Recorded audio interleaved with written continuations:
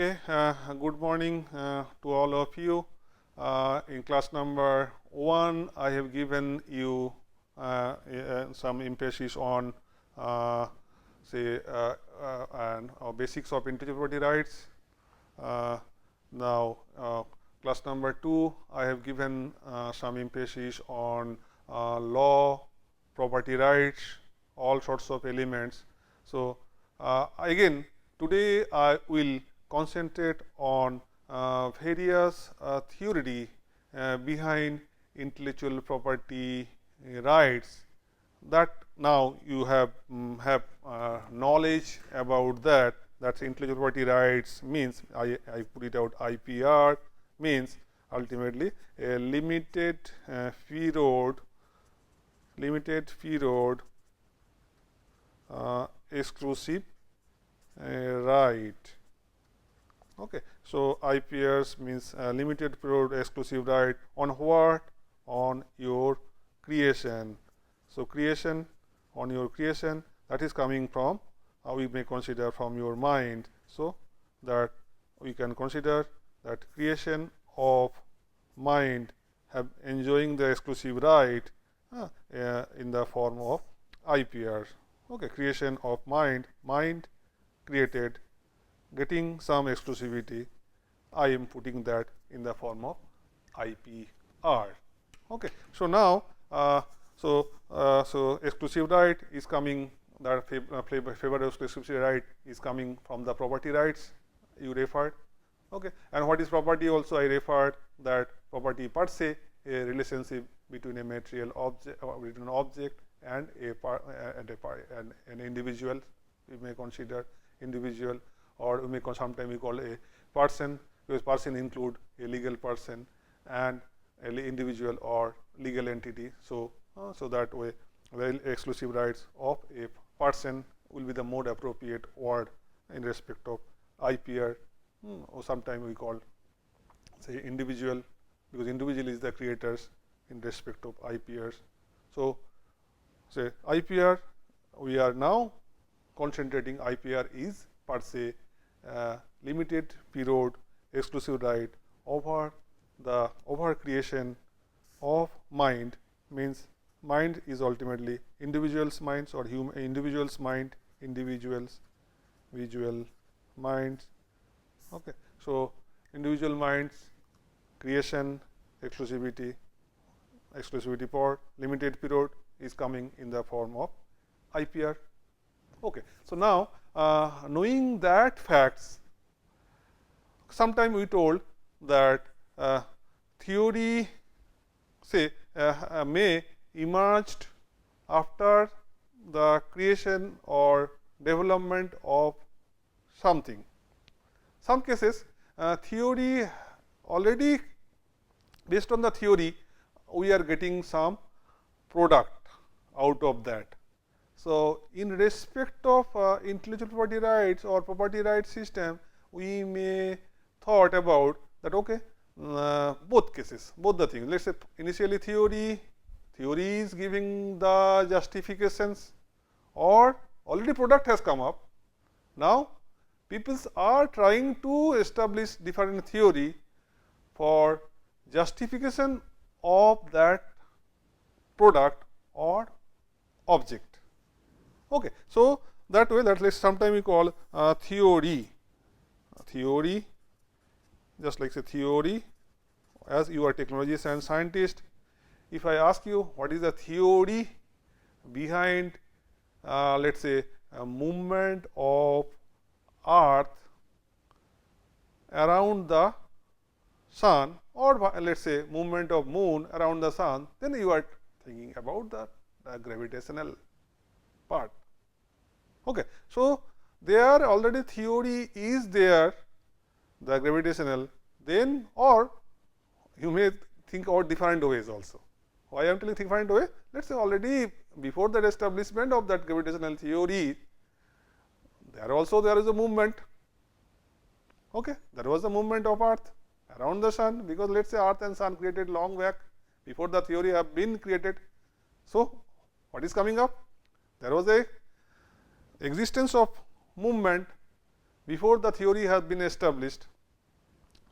Okay. Similarly, let us say I told you intellectual property right systems has maybe 600 BC, 400 BC also people were practicing this form of systems, but that time philosopher, economist have not thought about these sorts of systems.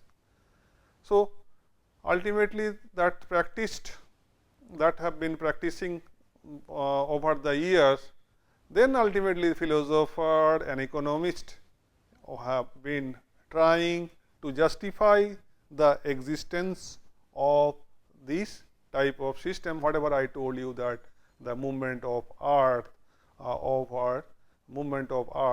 around the suns. So, people are trying to justify that by means of the theory. Similarly, let us say what are the theoretical justification we may prescribe for intellectual property right systems. Now, there just like gravitational law or gravitational part has come up in the form of let us say some mathematical equations, and say here the intellectual property means I told you that characteristic by virtue of its origin, it having characteristic of a public goods, information goods, by virtue of to get the benefit out of that, we are establishing property rights over those creation of minds. So, now philosopher and economist have been trying to fill the gap for say for intellectual property right systems, means why a limited period exclusive right have been provided over creation of minds. So, they have been say framing different theory for that. So, I will tell about what are the major theory say philosopher and economist have been developing over the year in respect of intellectual property right systems. So, now I have divided the theory in respect of philosophical aspects and in respect of economical aspects. Philosophical aspect, let us say P, economical aspect E. Okay. So, we have I have developed or demarcated the theory into two aspects, because sometimes we call law having means let us say it has social and economical deals with social and economical aspects, because law try to put society in orders. Law ultimately may created for the economic upliftment of the society, because ultimately the chaoticness, randomness of the society and order society, that what is the benefits out of that, there lies the role of law per se. So, now why that intellectual property rights in the form of a limited period exclusive right. So, now what are the different philosopher or economist have been prescribing the different theory, that one by one we will learn today. Okay. Let us start with the philosophical aspects. Philosophical aspect, okay. In that immediately coming about the theory called labor theory. Okay. John Locke is the proposer of this theory. So, what is his proposition? His proposition is that fruit of labor should be rewarded. Okay. So, what is mean of that? That okay, if somebody puts some sorts of labor to ultimately create something, then his fruit of labor should be rewarded. Okay. So, now that labor means not only physical labor, maybe intellectual labor also. So, let us say Mr. X has Mr. Tom, I given in the first class, Mr. Tom has put his labor in the form of intellectual format, intellectual labor for creation of those equations, formula, design, logo. So, that fruit of his labor, intellectual labor should be rewarded. The reward system here is limited period exclusive right. So, he is justifying intellectual property rights in the form of say a form of fruit of intellectual labor. Sometime in a tangible object we may put up different way, just like say as Mr. Somebody is collecting lots of stone in a particular area. So, he is putting some sorts of labor for accumulating or collecting the stone in a particular area. So, if I take the help of John Locke's labor law, whether we can thought about some sorts of rights over those stones then to that person who is collecting the stones. So, definitely he is getting some reward. We may consider if he is a daily wages or daily wager, he is collecting those stones based on that consideration he is getting from that particular construction company. Okay. But here we are not thinking about that things, tangible things, we are thinking about intangible things. So, let us say justification of the Locke's theory lies on that fact that intellectual labor of Mr. X, intellectual labor of Mr. Anandamohan Chakraborty for creation of oil eating bacteria, intellectual labors of some Bill Gates or others are required to be rewarded. Okay. So, that way fruit of labor should be rewarded, that is the slogan or that is the philosophy behind the labor theory. So, from labor theory we are going about another theory that is applicable, just like labor theory is also applicable for tangible property and intangible property also. Similarly, utility theory is also applicable for tangible and also intangible things. So, what is utility theory?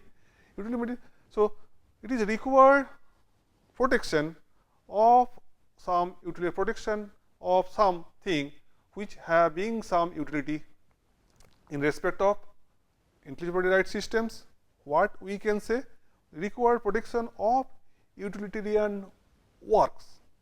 So, what you may think about protection? Protection means that I told you, protection means limited period exclusive rights. Protection is coming in the form of limited period exclusive right. So, this is justification justifying why limited period exclusive right have been provided over EMCX or that formula or that design, because if I take this the help of this theory, he is telling all those having some sorts of utilities. Okay. So, as those things having some utility, or for that reason we require some sorts of protection over that utilitarian work. If I do not give protection over the utilitarian work, that person who is creating those work, he will not be interested for further creations, and ultimately people may not get the advantage of his further creations, and society will be deprived of further creation of that persons. So, something in protection of utilitarian work may come up in the form of a painting.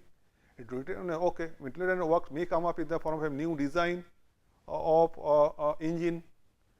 Okay, utilitarian work may come up in the form of some formula. Utilitarian form come up in the form of some process.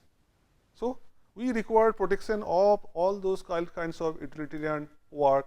So, there lies the justification of utility theory in respect of intellectual property rights. Mr. Austin is the proposer of this theory.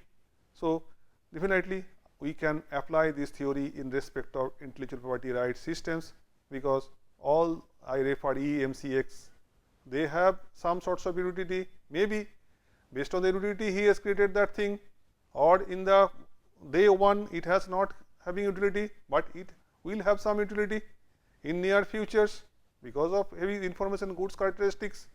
So, it required protection. So ultimately, so utility theory justifies that. Then the Hegel and Kant, he are proposer of the theory called personality theory. So what is that? If I consider that Mr. X has created or draw a picture of let us say rose, and similarly Mr. Y has also created a picture of rose. Okay. So now definitely the creation of Mr. X and creation of Mr. Y will be different, at least with respect to some aspects. Okay. So what I want to say here, that with reference to creation, somebody's personality involved.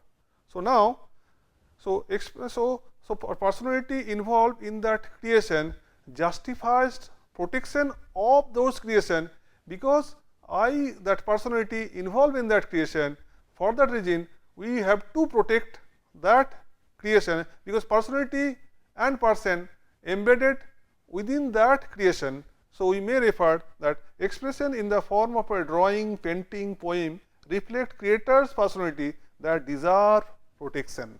Okay. Although this is applicable with reference to that types of intangible creation, where the personality is embedded in the form of creation of minds. So there, say we can apply this personality theory, or refer later on I refer. This is mostly applicable with reference to copyrights, and in the form of a copyrights, or maybe industrial designs copyrights. Okay, I will refer these things. Based on that, you may that I will later on teach you that moral right justification in respect of copyrights. So because somebody is painting, if you see that in that painting some personhood is attached on that painting, and personhood is attached on that painting, so that we require protection of that personhood, so that we have to protect the creation of that person's painting, to protect the personhood of that person. So there lies the justification of personality theories or personality theories. Sometimes we refer as moral desert theory, that is coming also supplementary to that personality theory. Then come another theory called social planning theory. Okay, what it is telling about that intellectual property or information, we can consider that those are goods to foster the the achievement of a just and attractive cultures. So social planning, that information intellectual property we can consider in the goods for say for foster the achievement of a just and attractive cultures. So social planning is justifying that, okay, for culture, a just and attractive cultures, we require require to give some sorts of protection over those kinds of creations. So there lies the role of exclusive right in the form of limited periods. So for the just and attractive cultures. So that way social planning is also justifying the intellectual property right system. So I referred the major philosophical theories in brief that justifying the intellectual property right systems. So you may analyze those theories in details for if somebody is more interested about the philosophical aspects of these sorts of thing, you may analyze those theory in details.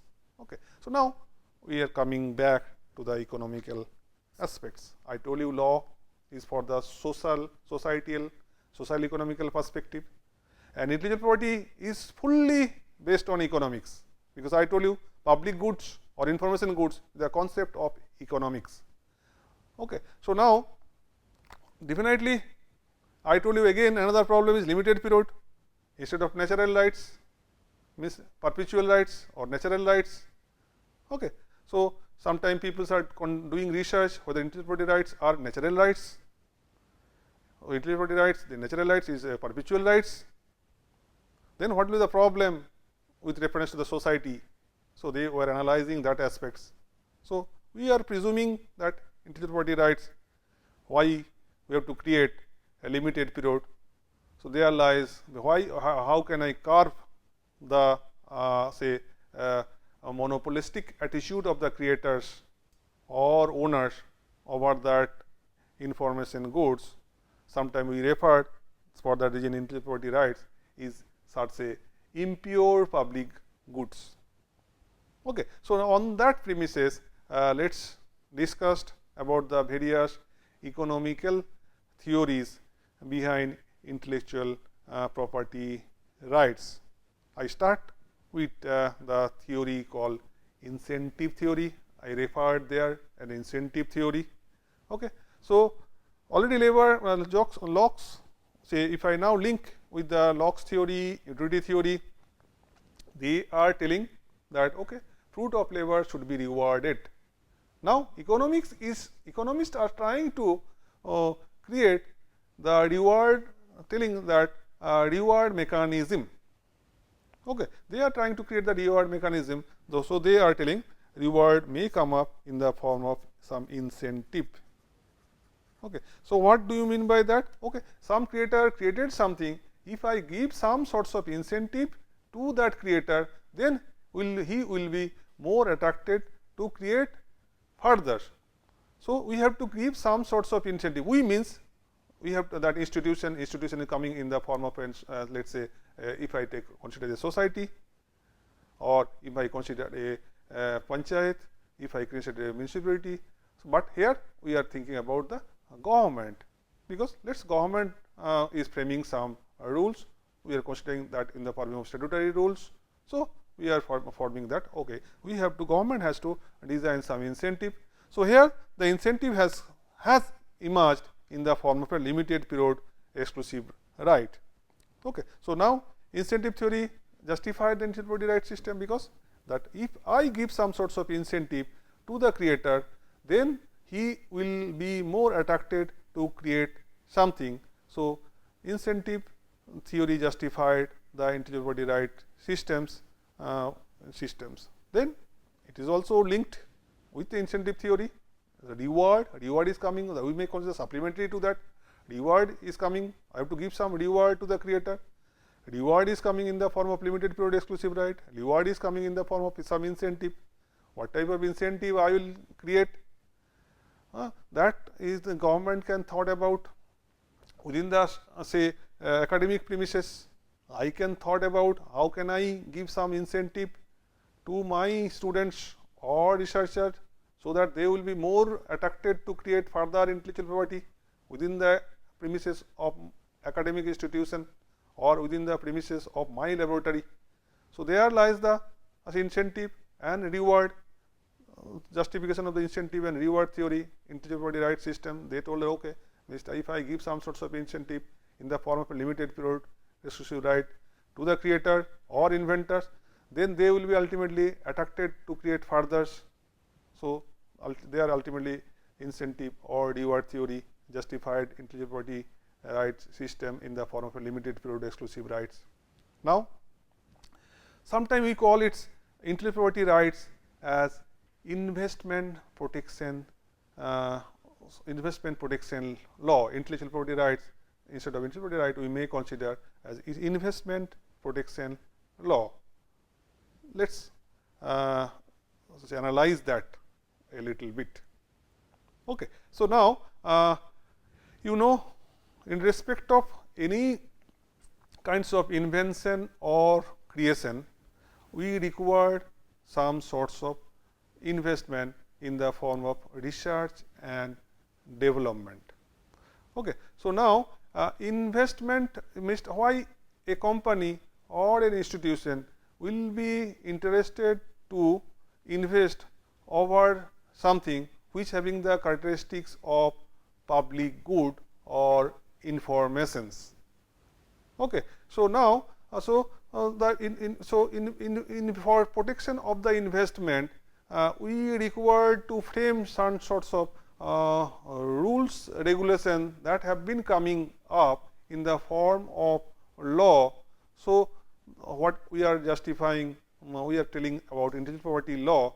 So, investment protection law means to protect the investment of a say persons means maybe a company or individual, we require to frame some sorts of law. So, they are like the role of investment protection law. Sometimes we call that research and development cost, we are referred as a sunk cost.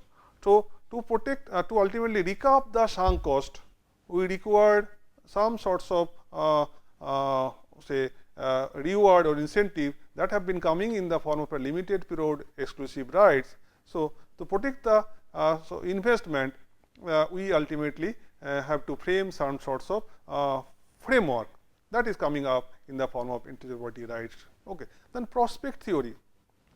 Okay. So, intellectual property rights ultimately generate prospects over something. So, there lies the justification of the prospect theory in respect of intellectual property rights. Intellectual property rights again justified based on public dissemination theories. Okay. Intellectual property right facilitate, just like a patent facilitate a dissemination of information embedded in a patent specification, that people are getting information with reference to patent specifications, and they will ultimately getting that thing in the form of a prior art, and when they are getting the prior art, they will ultimately start the research. So, this ultimately facilitate wasteful, just like say a duplication of research. So, makes a minimization or just like say wasteful resource utilization, just like if some resource if I getting the information regarding some invention, then why I will again do further R&D on the same invention. So, ultimately I will stop the stop thinking about on that, then I will think about some other thing else. So, then ultimately we can say that public dissemination theory of intellectual property rights then created for say maximization of maximum utilization of the wealth embedded in the informations that have been coming by means of public dissemination or dissemination. It ultimately generate maximum social welfare because of dissemination and because of incentive, both as a maximum social welfare justifies the intellectual property right systems, because of some economist may not ultimately may accept this proposition, but some economists may refer that maximum social welfare is may be generated if I create intellectual property right systems such an way. Sometimes we call intellectual property right systems, I told you that wasteful utilization of resources. Sometimes we call intellectual property right system say justifies, just like a trademark justifies because based on the reduction of search cost your search cost. So, there economists again coming up how can I minimize the cost, maximize the creation of wealth. So, that also cost reduction, creation of wealth, benefit of the society in the form of incentive or reward, that is been justifying the intellectual property right system in the form of limited period exclusive right to the creators. Okay. So, now let us summarize the theoretical justification of intellectual property rights. So, intellectual property right justifies based on philosophical aspects, based on economical aspects. We can link the theory and say philosophical aspect, economical aspect, just like a utility theory and labor theory, they are telling about the reward. Economical theory is telling about the incentive and reward, and now the institution is creating the law, they are creating that reward or incentive mechanism, and they are the reward and incentive mechanism they created for maximum social welfare in the form of a limited period exclusive rights. So, I think now you have learned little bit, let us say the post mortem means, let us say, a theory behind equity rights in respect of economy and philosophy. Okay. So, although this is a vast area, we have tried to cover this within say half an hour. So, we will further discuss those things based on interactive mode. Okay. Thank you.